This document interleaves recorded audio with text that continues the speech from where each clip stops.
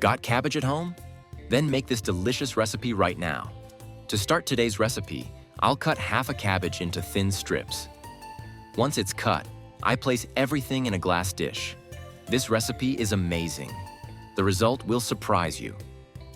I'm going to add 3 eggs to a bowl, 1 teaspoon of salt, half a teaspoon of black pepper, and beat everything well. After the eggs are well mixed, I pour them over the cabbage and stir until everything is nicely combined. And before I forget, tell me what city you're watching from so I can send you a special shout-out. Today's shout-out goes to Ashley Miller from San Antonio, Texas. I'm really happy you're enjoying our recipes. In a pan, I add some olive oil and spread it well. This recipe has already become a routine in my home.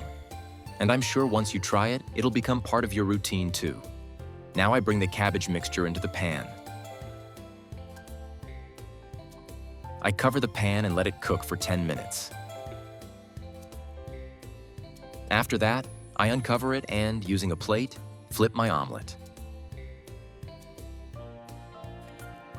Now I'm going to add 2 tablespoons of tomato sauce and spread it across the top. I bet you'll never want to make omelets any other way after learning this one.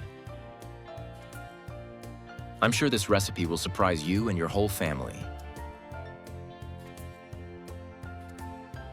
Next, I slice 3 hot dogs into rounds. Every time I make this recipe, I realize how much the final look depends on this step. This is where we get the texture right, define the finish, and turn the dish into something that wins people over just by the way it looks. Once sliced, I place the hot dogs over the top just like this. And this is the part where I always stop and think, would you add anything different here? Let me know, because it's through that exchange that the most interesting versions are born. Now I add mozzarella to taste. I love adding this ingredient. It's what makes our recipe look like it came straight out of a 5-star restaurant.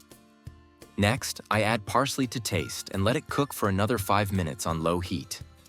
This recipe became part of my routine almost by accident. I made it once just to try it, and the response was instant. The smell took over the kitchen, the look impressed everyone, and it's been in my rotation ever since. Even people who usually don't say much ended up commenting something. And I totally get it. This is one of those recipes that doesn't need tricks or complications. You just follow it calmly and let the process do its job. Try it yourself and then come back and tell me how it turned out.